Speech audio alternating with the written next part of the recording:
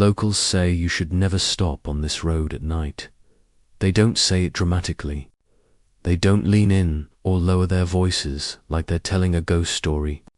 They say it casually, like advice you give someone about bad cell service or a sharp turn. You need to slow down if you take the shortcut. Don't stop. If something happens, keep driving, especially after dark. And if you ask why, they're usually shrugged, because everyone who lives nearby already knows. The road doesn't have an official name that most people use. On maps, it's just a thin grey line cutting through a stretch of forest between two highways. Technically, it's a county road. It was paved decades ago as a shortcut for logging trucks and never really upgraded after that. Locals call it the back road, or the old cut-through, or sometimes just that road. It's about 7 miles long, narrow and poorly lit. Trees press in close on both sides, their branches arching overhead in places where the canopy blocks out moonlight entirely. During the day, it feels quiet but harmless, just another forgotten road. At night, it feels like a mistake. Most people only learn about it because their GPS suggests it. You're driving late. Maybe you're tired. Maybe you're trying to shave 10 minutes off a long trip. Your phone reroutes you off the main highway and sends down a smaller road that looks perfectly reasonable on the screen. No warning symbols, no alerts, no indication that anything is wrong, just a shortcut. The first mile isn't bad. The pavement is cracked but solid. Trees line the sides, but there's still enough open space that you can see the sky above you. Your headlights stretch ahead normally, illuminating reflective markers and the faint, white line at the road's edge. It feels like any other rural road. That's what makes people ignore the advice by the second mile. Things change. The road narrows. The tree line creeps closer. The reflective markers disappear, replaced by uneven shoulders and shallow ditches that vanish into darkness beyond your headlights. There are no streetlights, no houses, no driveways, just forest.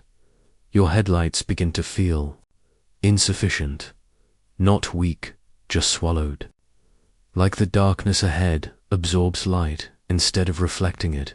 By the third mile, most drivers notice how quiet it is, not just the lack of traffic. That's normal. It's the lack of everything else. No insects, no wind in the leaves, no distant engines. Even with the windows down, the night feels muted, padded. Drivers often turn the radio up, without realizing why. Locals avoid the road at night because of what happens when you stop. Not crashes, not ambushes, not anything you'd expect. Breakdowns, stalls, engines that simply shut off for no clear reason, always in the same, stretched always after dark. The county never fixed the road properly. People complained about potholes, poor drainage, fallen branches. The county sent crews out occasionally, patched a few spots, cleared debris, then left. But there was one thing they never addressed. Cars kept breaking down in the same area, not the same make, not the same model, not the same year, different vehicles, different drivers, same stretch of road.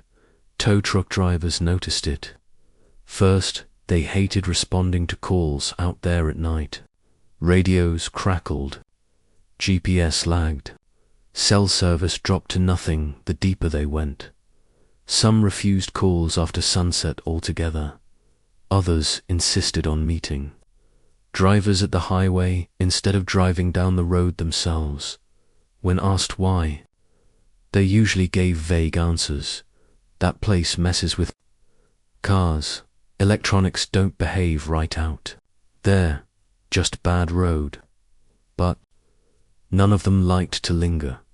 Drivers who broke down there often described the same feeling. The engine would sputter once, maybe twice, then die.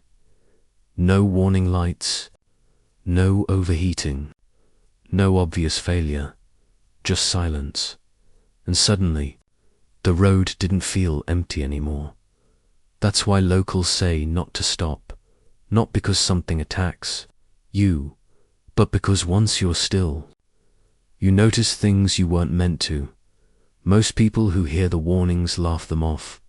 They assume it's superstition, rural exaggeration, a few coincidences that turned into a story after all. Roads don't choose when cars fail, and forests don't care who drives through them, right? But everyone who lives near that road agrees on one thing. If you're driving it at night and your car starts acting strange, you don't pull over, you don't shut the engine off, and whatever you do, you don't turn your headlights off. The first recorded breakdown on that road didn't seem unusual at the time, at least. Not on paper. It was logged like any other roadside incident. A stalled vehicle, no visible damage, driver uninjured. Tow requested. Vehicle removed. Case closed. What made it different was everything that didn't make it into the report.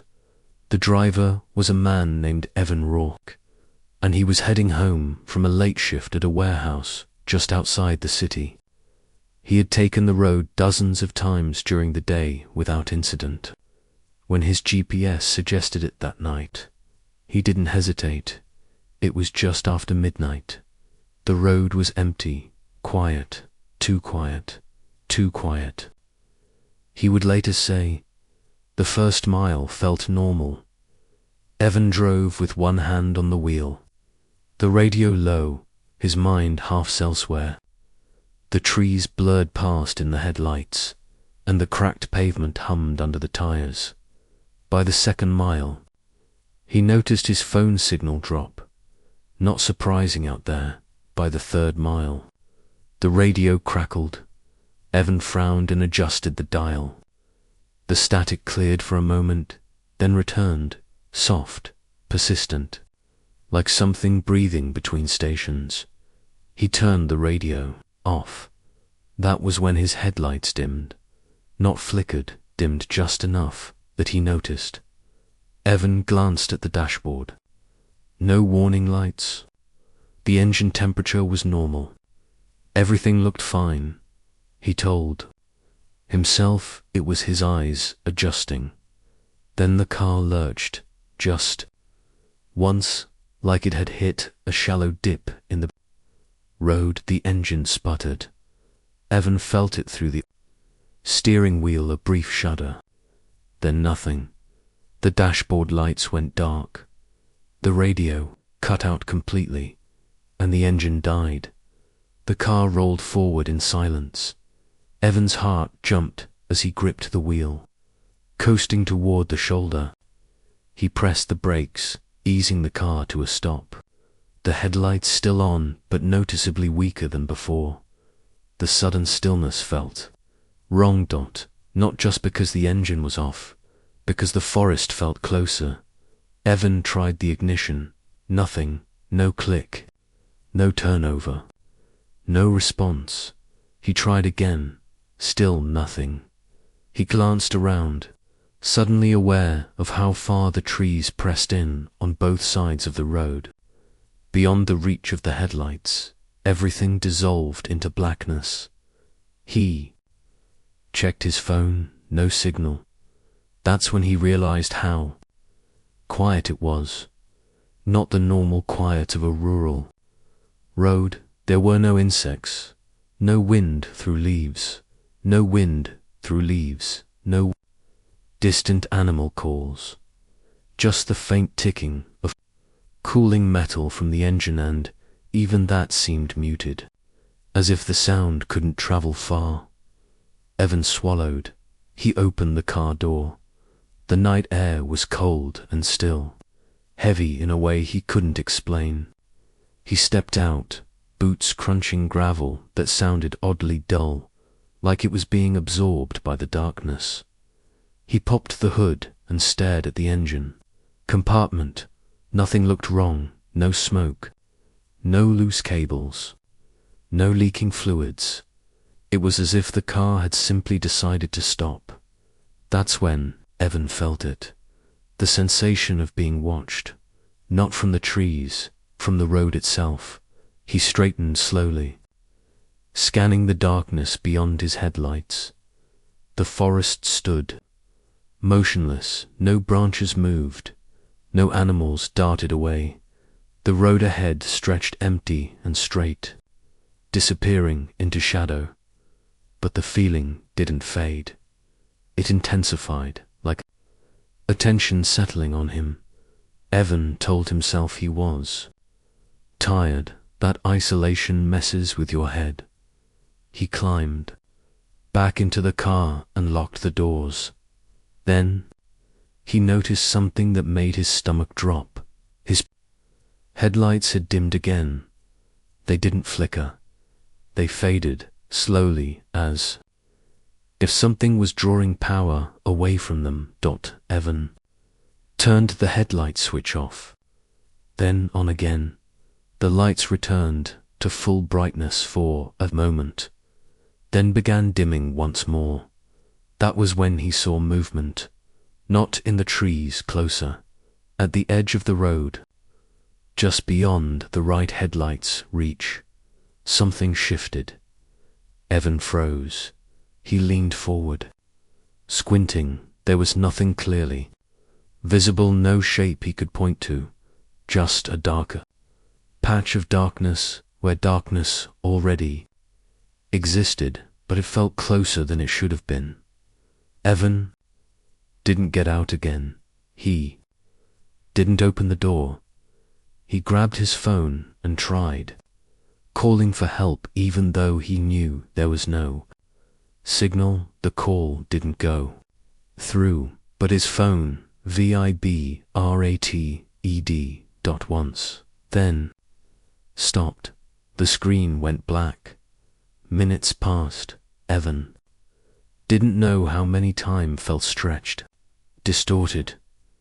The headlights continued to dim, then stabilize, then dim again in a slow, rhythmic pattern.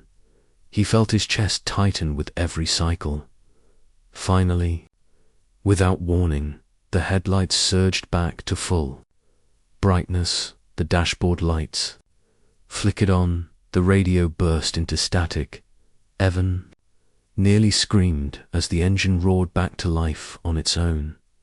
He didn't hesitate. He threw the car into drive and floored the gas. He didn't look in the mirrors. He didn't slow down. He didn't breathe normally until the trees thinned and the highway lights appeared ahead.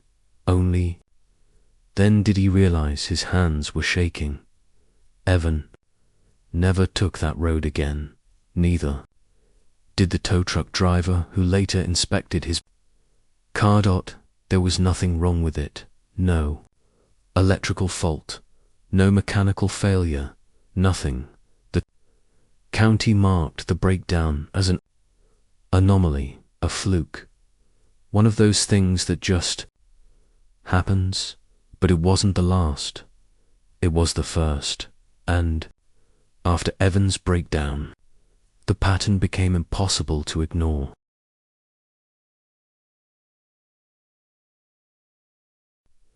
After Evan's breakdown, people started paying closer attention.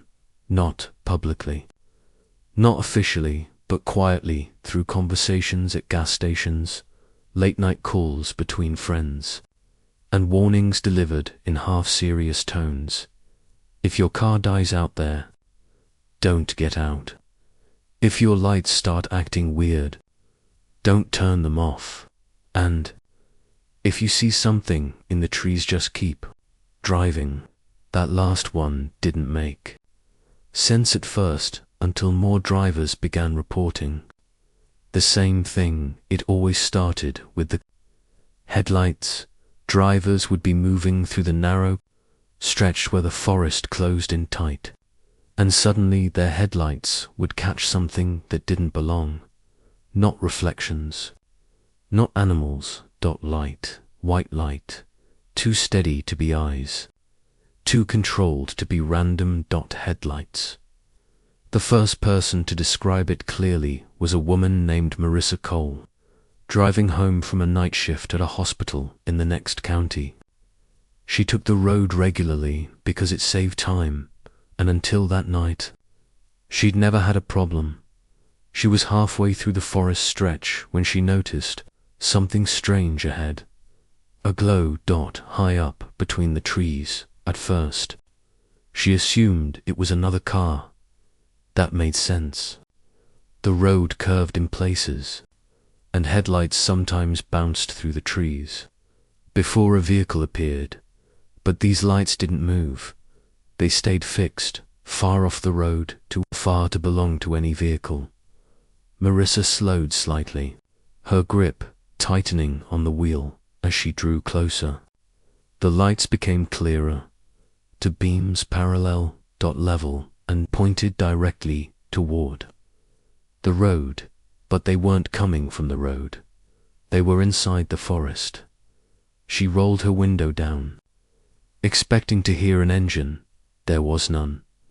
No crunch of tires, no idle hum, no sound at all. The forest was unnaturally quiet. Marissa's stomach tightened. She passed the spot where the lights should have been. Closest, nothing crossed the road, nothing stepped out. But as she checked her rearview mirror, the lights were still there, unmoving.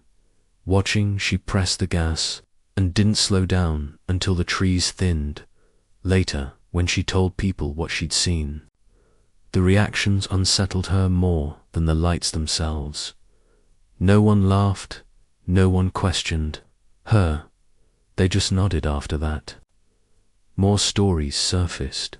A delivery driver reported headlights pacing him through the trees, keeping perfect speed no matter how fast or slow he drove. A college student claimed the lights appeared ahead of her, then vanished, only to reappear behind her moments later. Always off the road, always between the trees, never accompanied by sound. Some drivers tried flashing their brights. The lights did not react. Others, honked, nothing happened. A few said the lights tilted slightly, as if adjusting their angle, like something correcting its view. One man claimed he stopped to investigate. He said the moment his car slowed, the lights began to move, not forward, closer. He accelerated immediately and never looked back. Tow truck drivers began refusing nighttime calls after that, not because of breakdowns, because of sightings.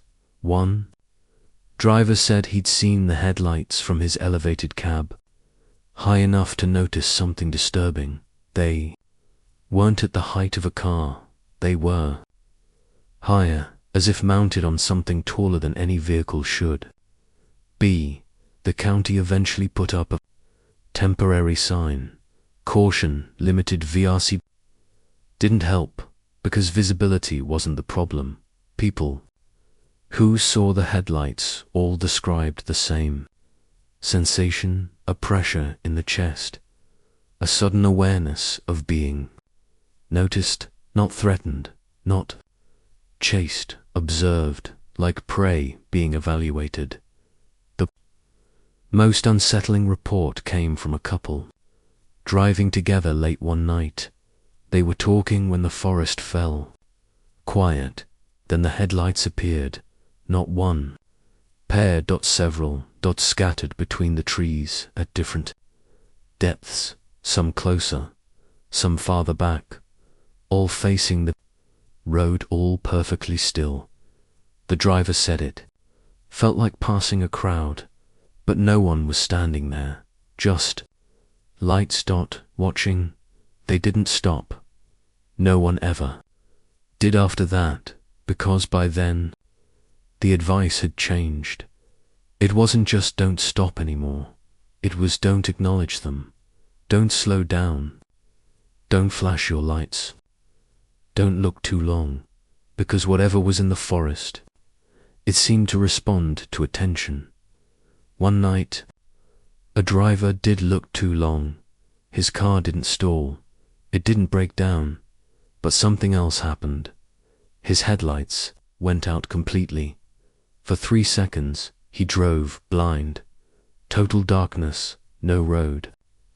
No trees, no horizon. Then the lights snapped back on, and the headlights in the forest were gone. He never drove that road again.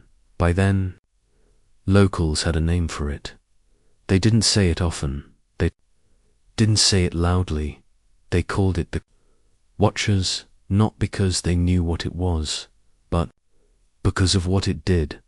The road itself hadn't changed. No new potholes. No new damage. But something else had. People started taking longer routes. GPS suggestions were ignored. The shortcut stopped being a shortcut, and anyone who still took it at night learned quickly. The road wasn't empty. It was occupied.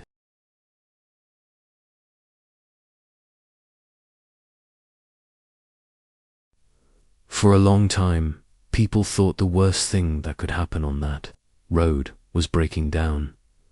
Then they started seeing how close the lights were getting. First, the headlights stayed deep in the trees far enough away that drivers could pretend they belonged to another road, another place, something distant, something separate. But over time, the distance changed. The first report came from a rideshare driver who took the road just after midnight. He had missed a turn and didn't want to backtrack. He'd heard the stories, but only vaguely, nothing specific enough to outweigh the convenience. Halfway through the forest stretch, his passenger fell silent. The driver glanced in the rearview mirror and asked if everything was okay. The passenger didn't answer. She was staring out the side window, eyes wide. "What is that?" she whispered. The driver slowed without meaning to. That was his first mistake. He followed her gaze and saw it immediately. Not headlights in the trees. A person standing just off the road at first. He thought it was a hitchhiker.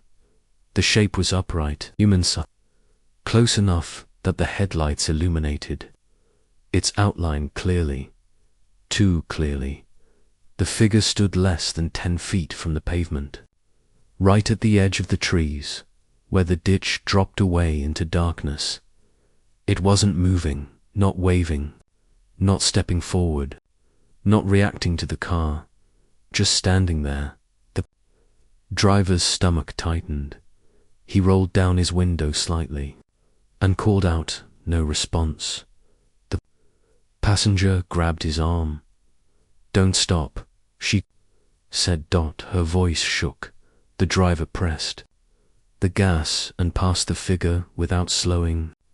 Further as they went by, the headlights fully illuminated it, and that's when the driver realized something was wrong.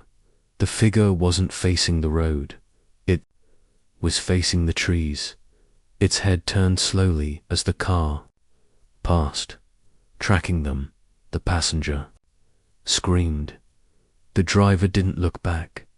He drove until the forest thinned and the road widened. Heart hammering. When they finally spoke again, neither could explain what they'd seen clearly. They just agreed on one thing. It had been waiting. After that, the reports changed tone. People stopped talking about lights. They talked about figures. A delivery driver claimed someone stood so close to the road that his side mirror nearly clipped their shoulder. A couple reported a man standing in the ditch bent slightly forward, as if leaning in to see inside the car. One driver said the figure he passed didn't have reflective eyes. It had no eyes at all. None of the figures ever stepped onto the road. They didn't chase, they didn't gesture, they didn't try to stop anyone. They just stood there, close enough that you could see the shape of their body, close enough that your headlights reached them fully, too close to be accidental. One driver described the smell, not rot, not decay, cold, like air that hadn't moved in a long time. Then came the report that changed everything. A man named Caleb Norris broke down at the worst possible spot deep in the forest stretch, far from the highway, just after midnight. His engine stalled suddenly, exactly like Evans had. The headlights stayed on. That was the only reason he didn't panic immediately. Caleb stayed in the car. He remembered the warnings. He locked the doors and called for help, even though he had no signal. Then he saw it. Something stood directly in front of his car, not off to the side, not in the trees. In the road, the figure was close enough that the headlights washed over it completely.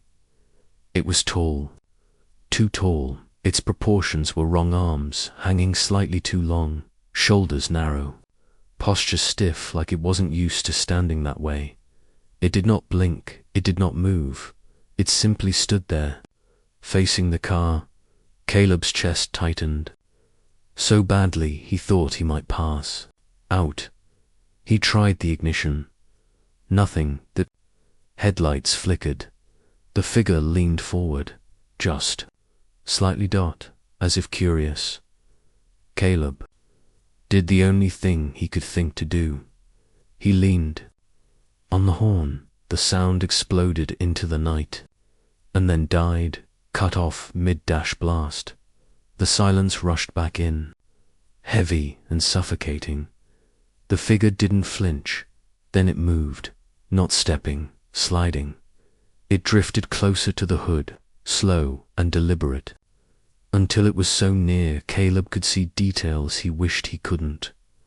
The surface of its skin looked wrong, smooth in places, uneven in others, like it hadn't settled into its shape properly. Caleb squeezed, his eyes shut. He did not open the door. He did not speak. When he opened his eyes again, the headlights surged back to full brightness. The engine roared to life. The figure was gone. Caleb drove straight to the highway and never looked back. When he told his story later, people noticed one thing he kept repeating. It hadn't been aggressive. It hadn't tried to hurt him. It had been close, too close for comfort, like it was testing boundaries, learning how near it could stand without being acknowledged. After that night, locals stopped calling them watchers. They started calling them the standers, because they didn't pursue, they waited. The county put up another sign, no stopping emergency vehicles. O&L Wit was meant to discourage breakdown victims from lingering. It didn't matter, because by then, no one stopped willingly. Drivers learned the final rule on that road. If you see someone standing too close, you don't slow down, you don't make eye contact, and you don't let them know you noticed, because attention wasn't what they wanted, it was confirmation. Even after the county stopped responding to calls on that road after dark, the reports didn't stop, they just stopped being official. People told their stories quietly to mechanics, two friends, two family members who noticed they'd started avoiding night drives altogether. The details varied, but the core of the experience stayed the same.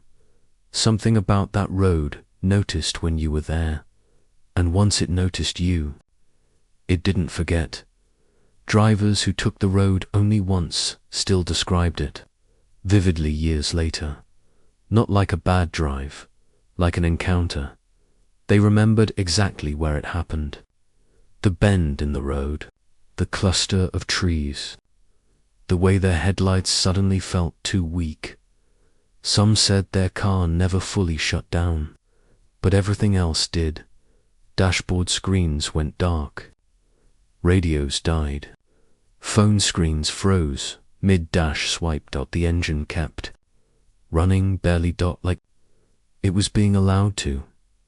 A truck driver passing through late one night described it best. He said it felt like driving through a place where the rules had changed. Slightly not enough that you could point to one thing. Enough that your instinct started screaming. The most common report was this. Drivers would see movement just ahead of their headlights, too close to be anything other than intentional. They'd slow slightly without realizing they were doing it, and when the road reacted, the headlights would dim, the darkness would press closer, and the feeling of being observed would spike suddenly, sharply, like a switch flipping. Some drivers reported seeing figures only briefly, a shape at the edge of vision, a shadow where no shadow should be. Others saw them clearly, standing in the ditch, between the trees, sometimes directly in the road, always still, always facing the car. One woman reported something different. She said she never saw anyone, but she heard breathing, not loud, not close enough to place, just enough to make her roll the windows up and lock the doors without knowing why. Another driver said he felt a hand press against the side of his car as he passed. Not a hit, not a grab. Pressure, like someone testing the surface. When he stopped later to check, there was no mark, no dent, no print, just the lingering sense that the contact had been intentional. The county tried to explain it away: wildlife, fatigue, low visibility, overactive imagination. But those explanations fell apart when people started reporting the same details independently. The same stretch of road, the same time frame, always late, usually after midnight. The same sensation. Drivers began avoiding the road, even during the day, because once you've felt something watching you, you don't forget it when the sun comes up. The forest looked different, closer, like it was leaning in. Some people tried recording their drives. Dashcams, phone, videos, audio recordings. Most of the footage was useless, static, dropped frames. Audio cutting out exactly where the road narrowed. One dashcam recorded something strange, reflected in the trees that didn't belong to any visible vehicle. They stayed in frame for several seconds. Then the video, glitched. When it resumed, the lights were gone. Tow truck drivers stopped sharing stories publicly, but a few admitted something off the record. They said that sometimes, when they drove past the road entrance late at night, even without turning onto it, they saw movement just inside the tree line, not stepping out, just there waiting. The most disturbing reports came from people who broke the final rule. They stopped, not because they wanted to, because their car slowed on its own. Several drivers reported the accelerator feeling unresponsive, like pressing the pedal harder didn't change anything. The car would slow to a crawl, then stop, even though the engine hadn't fully died. One man described watching the speedometer drop while his foot was still pressed firmly to the floor.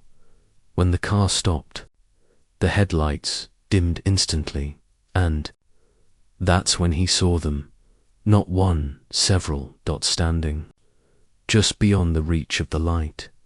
He stayed in the car for over 20 minutes, didn't open the door, didn't speak, didn't move. When the car finally restarted, he drove until sunrise. He sold the car a week later. Another driver claimed something worse. She said that when her car stopped, she heard a voice, not from outside, from inside the car, her own voice repeating her name softly from the back seat. Never turned around. What unsettled people most wasn't the fear, it was the consistency. Whatever was happening out there behaved the same way every time. It didn't rush, it didn't attack, it didn't chase. It waited, observed, adjusted. Some locals began to believe the road itself was the problem, that it ran through something, over something, or that it had been built where it shouldn't have been. Old maps were pulled out, records checked. Nothing unusual showed up. No burial ground, no industrial waste, no documented accidents that could explain it. The road wasn't cursed. It was positioned, and once positioned, it became a place where people passed through, briefly, predictably, night after night. One county worker, years later, admitted something quietly. He said the road was never meant to be permanent. It had been cut through quickly decades ago, then left in place because it was convenient. No one had ever gone back to reassess it. No one had ever asked what might have been. Disturbed drivers still report the same thing. Today, headlights in the trees, figures standing too close, cars that slow on their own, the feeling that something is learning the patterns of human behavior, and that's what frightens people the most. Not that something is there, but that it's still paying attention, still watching who passes through, still waiting for someone to stop long enough to make a mistake. The county says the road is scheduled for repairs. They've said that for years. Every few months, a notice goes up on the local website. Maintenance planned, improvements under review, budget pending approval. Nothing ever changes. The cracks remain. The drainage stays bad. The shoulder keeps collapsing into the ditch, and the forest keeps growing closer. On paper, the road is still considered safe. Accident reports are low. No official fatalities. No confirmed disappearances tied directly to it, which makes it easy to ignore, which makes it easy to leave alone. People sometimes ask why the county doesn't just close it, block it off, put up gates, force traffic back to the highway. The answer is always the same. It's still being used. Delivery routes, emergency detours, GPS shortcuts. Closing it would cause inconvenience, and inconvenience, apparently, weighs more than fear. But locals know the real reason. The road wasn't ignored. It was avoided. Survey crews stopped going out there. After sunset, maintenance workers refused night shifts on that stretch. Some quit outright. Others transferred. One crew leader admitted, quietly, that his team would finish work early if the sun dipped to low, even if the job wasn't done.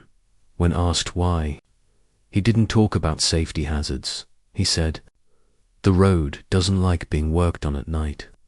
Attempts to improve lighting failed. Streetlights installed near the forest stretch malfunctioned within weeks. Bulbs burned out prematurely. Wiring shorted for no clear reason. One light stayed on continuously for 3 nights. On the 4th night, it was found twisted slightly in its mount still attached, but angled downward, pointing directly at the road. It was removed the next day. No replacement was installed. The final inspection report noted something strange. The section of road with the most complaints showed no measurable defects, no electrical faults, no magnetic anomalies, no ground instability by all technical standards. It was fine, which meant there was nothing to fix. People still take the road sometimes, not locals, outsiders, truckers passing through, students following GPS late night, drivers trying to save time. They don't know the rule, they don't know the stories, and the road notices immediately. Locals can tell when someone is on it after dark, not by sound, by feeling, a subtle tension in the air, a sense that something has woken up. Dogs grow restless. Radios crackle briefly, then stabilize. Lights flicker once, then return to normal. 7 miles away, someone presses a gas pedal a little harder without knowing why. Those who make it through usually don't talk about it right away. They laugh it off, say it was creepy, say it was weird, say they must have imagined something. Then, days later, the questions start. Why did the car slow there? Why did the headlights feel wrong? Why did the forest seem closer on one side than the other? Why did it feel like something was waiting for them to notice? A few people do notice, and those people never take the road again. There are no shrines, no warning signs with stories attached, no memorials, just a stretch of pavement that never quite feels finished, like something interrupted the work and never allowed it to resume. One retired county engineer said something unsettling during an interview years after he left the job. He said the road was originally meant to be temporary, a quick cut through for equipment. It wasn't surveyed properly. It wasn't studied. It wasn't questioned. It was built, used, and forgotten, and once it was there, something else seemed to use it too. That's why it was never fixed. Not because the county couldn't, because fixing it would mean acknowledging there was a problem, and some problems don't respond well to attention. Drivers still report the same final detail. The moment the road ends, when the trees finally thin and the highway lights come back into view, they feel relief, but not comfort, because in the rearview mirror, the darkness doesn't recede the way it should. It stays gathered, watching. The road doesn't chase anyone. It doesn't need to. It just waits for the next car, the next set of headlights, the next person who believes it's just a shortcut. Locals say you should never stop on that road at night. They don't say it because something will attack you. They say it because the moment you stop, the road has time to decide what to do with you. Thanks for watching. Like, comment, and subscribe. Terror Mouth.